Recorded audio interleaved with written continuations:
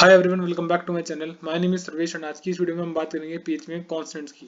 So guys, इस video में आगे बढ़ने से पहले मैं आपको बता दूं कि ये पीएचपी ट्यूटोरियल का 8th वीडियो होने वाला है और अभी तक आपने पीएचपी के पहले वाले वीडियोस नहीं देखे हैं तो आप मेरे चैनल पर जाकर पीएचपी की प्लेलिस्ट को एक्सेस कर सकते हैं। प्लेलिस्ट का लिंक मैं इस वीडियो के डिस्क्रिप्शन में डाल दूंगा। सो गाइज, अब हम बात करते हैं कि इस वीडियो में क्या देखने वाले हैं। तो सबसे पहले हम देखेंगे कि what is PHP constant, PHP में कांस्टेंट होते क्या है। Then how to create constant in PHP, PHP में कांस्टेंट को किस तरह क्रिएट किया जाता है। And third, practical to create constant in PHP, कि जो भी हम कांस्टेंट पढ़ेंगे उनको हम प्रैक्टिकली इंप्लीमेंट करेंगे हमारे वीएस कोड एडिटर के अंदर। सो गाइस, सबसे पहले बात करते हैं कि कांस्टेंट्स की।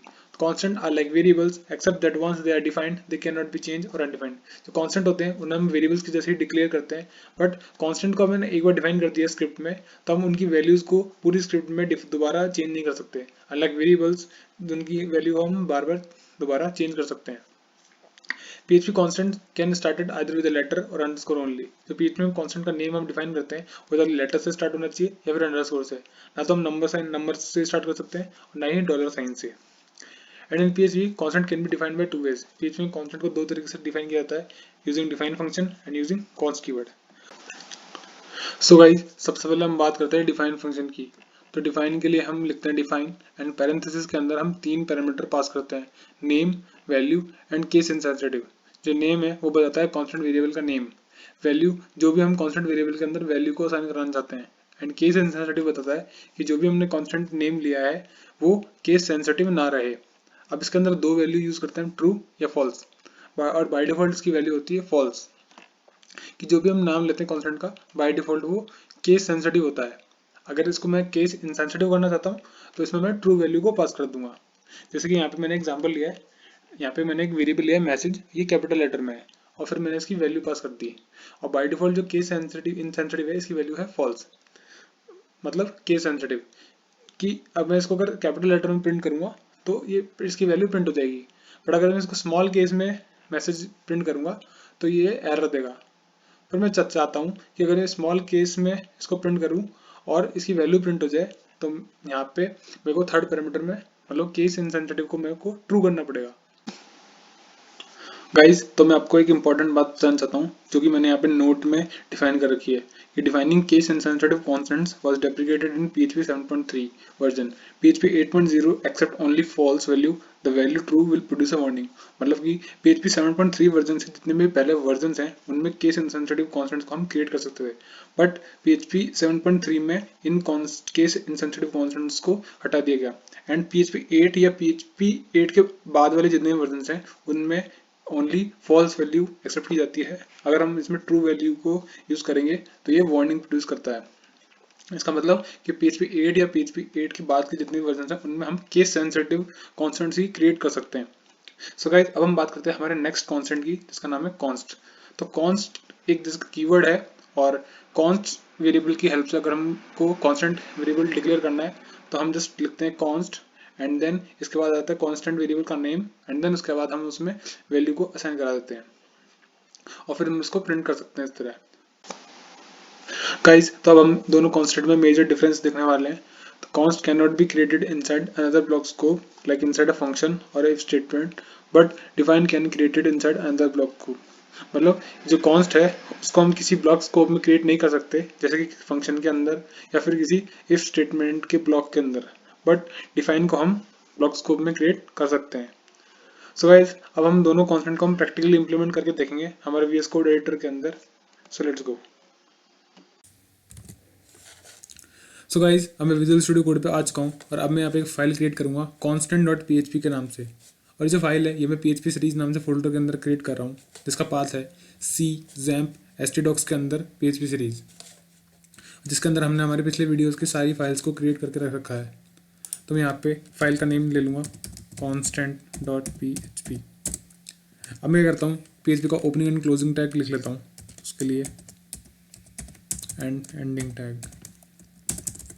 अब हम सबसे पहले बात करते हैं डिफाइन की। तो डिफाइन के लिए हम लिखते हैं define and then parenthesis and सबसे पहले इसमें हम कांस्टेंट वेरिएबल का नेम लेते हैं। तो मैं यहाँ पे एक ग्रीट नाम से वेरिएबल ले लेता हूँ कांस्टेंट और इसमें मैं वैल्यू डाल दूंगा गुड मॉर्निंग।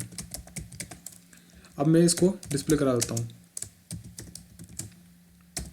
सेव करता हूँ और मैं ब्राउज़र पे जाऊँगा और यहाँ पे मैं लिखूँगा लोकल होस्ट और फोल्डर का नाम है PHP सीरीज़। मैं इसको एंटर मारूंगा और यहाँ पे मुझे सारी फाइल्स डिस्प्ले हो रही हैं जो भी PHP सीरीज़ फोल्डर में है। तो मैं constant.php को ओपन करता हूँ तो मुझे ये गुड मॉर्निंग डिस्प्ले हो रहा है। अब हमने बात की थी जैसे कि हम जो कांस्टेंट वेरिएबल है उनको दोबारा डिफाइन नहीं कर सकते, तो मैं यहाँ पे दोबारा डिफाइन करता हूँ और मैं इसमें एक दूसरा वैल्यू डालता हूँ हेलो और मैं इसको सेव कराता हूँ। तो देखो मुझे यहीं एडिटर में ही डिस्प्ले कर रहा है। अब हम विजुअल स्टूडियो कोड यूज़ कर रहे हैं तो इसमें हमें एरर बता देता है, बट अगर आप नोटपैड यूज़ कर रहे हो तो आप जैसे आप सेव करोगे और जैसे आप रिफ्रेश करोगे ब्राउज़र पे तो ये वार्निंग देगा कॉन्स्टेंट ग्रीट ऑलरेडी डिफाइंड, कि ग्रीट ऑलरेडी डिफाइन है, आप दोबारा क्रिएट नहीं कर सकते। तो इसलिए मैं इसको हटा देता हूँ। और अब हम बात करते हैं केस सेंसिटिव की। तो मेरे केस में जो PHP वर्जन यूज़ कर रहा हूँ मैं PHP 8.1 यूज़ कर रहा हूँ। अगर आप PHP 7.3 से पहले का वर्जन यूज़ कर रहे हो तो आप इसमें केस इनसेंसिटिव कॉन्स्टेंट्स को क्रिएट कर सकते हो। तो अगर मैं यहाँ पे अगर ट्रू डालूँगा यहाँ पे तो देखो मुझे एरर दे रहा है और मैं यहाँ पे जैसे डिस्प्ले कर रहा हूँ इसको रिफ्रेश करूँगा तो ये मुझे बता रहा है कि define argument 3 $case sensitive is ignored since declaration of case insensitive constants is no longer supported। मतलब कि हम PHP 8.0 या 8.0 के बाद के जितने वर्जन हैं उनमें हम केस इनसेंसिटिव कॉन्स्टेंट्स को क्रिएट नहीं कर सकते हैं।